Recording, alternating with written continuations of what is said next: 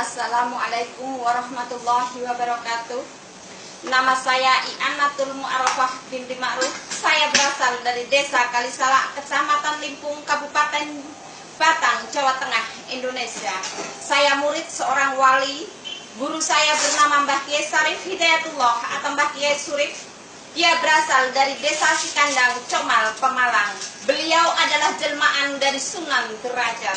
Kakek saya Mbah Paat adalah jelmaan dari Sunan Kalijaga. Sunan Kalijaga dikenal semua orang bahwa dia adalah anak Adipati Tuban, tapi sama sekali tidak. Beliau adalah anak kandung dari Eyang Santang dan istrinya, yaitu Nyai Ratu Ayu Ireng atau Nyai Ireng, yang selalu mendampingi saya.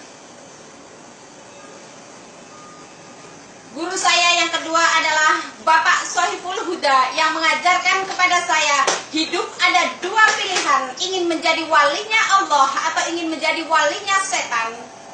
Dia berasal dari Desa Krai, Kecamatan Yosowilangun, Kabupaten Lumajang.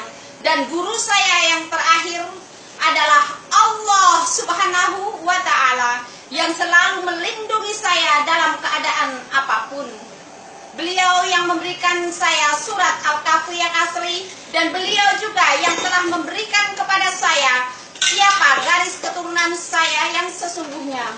Saya adalah cucu dari Sunan Kalijaga. Sunan Kalijaga anak dari Eyang Santang. Eyang Santang adalah Sayyidina Ali. Sayyidina Ali anak kandung dari Prabu Siliwangi. Prabu Siliwangi adalah Syekh Abdul Qadir Jailani. Dan Syekh Abdul Qadir Jailani adalah anak kandung dari baginda Nabi besar Muhammad Shallallahu Alaihi Wasallam.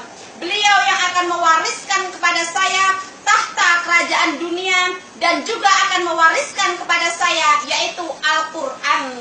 Bunyi Al-Quran yang saya pelajari adalah Al-Quran diturunkan bukan untuk perpecahan, tetapi Al-Quran diturunkan untuk perdamaian dunia, mendamaikan antara orang Islam dengan orang Kristen, bahwa orang Kristen bukan orang kafir. Aku akan memasukkan siapa saja ke dalam golongan orang yang beriman, tidak memandang bentuk rupa wajahnya dan pakaiannya, tetapi yang dilihat adalah hatinya. Barang siapa yang berjihad mengatasnamakan Allah, dalam kurung jihad fisabilillah, hanya ingin namanya dikenal, aku akan memasukkan dia ke dalam lembah neraka jahanam. Budak sebelian itu disembunyikan di dalam rumah orang yang dianggap kafir. Ternyata dia orang yang beriman, dengan dipenuhi segala kebutuhan-kebutuhan dan keajaiban-keajaiban Allah, ditemani sahabat sejatinya. Di saat Allah mengeluarkan budak sebelian itu dari tempat persembunyiannya, setan-setan berhamburan, tanda bahwa murka Allah ada di depan mata. Di saat negara-negara sudah tidak mampu lagi menghukum penzina dengan hukum Al-Quran, maka akan aku datangkan hamba pilihanku. Dia akan bercerita kepadamu tentang keajaiban-keajaibanku. Apabila diceritakan kepada orang yang beriman, dia akan percaya hal itu. Dan apabila diceritakan kepada orang yang munafik, dia akan berkata, itu ada pada zaman nabi-nabi saja, itu ada pada zaman dahulu kala, zaman sekarang sudah tidak ada lagi. Budak sebelian itu akan dihukum, dan yang menghukum adalah para wali dan para nabi, saudara-saudaranya, teman-temannya, sahabat karibnya, disaksikan oleh raja-raja di seluruh dunia. Di saat budak belian itu dihukum, maka seluruh dunia akan segera dihukum atas perbuatannya masing-masing.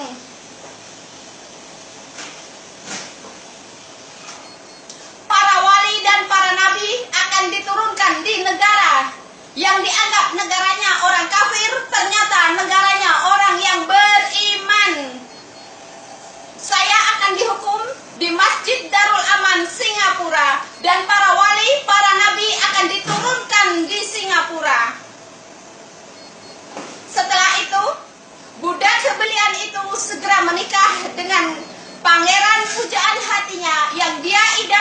dilakukan sedari dulu kala.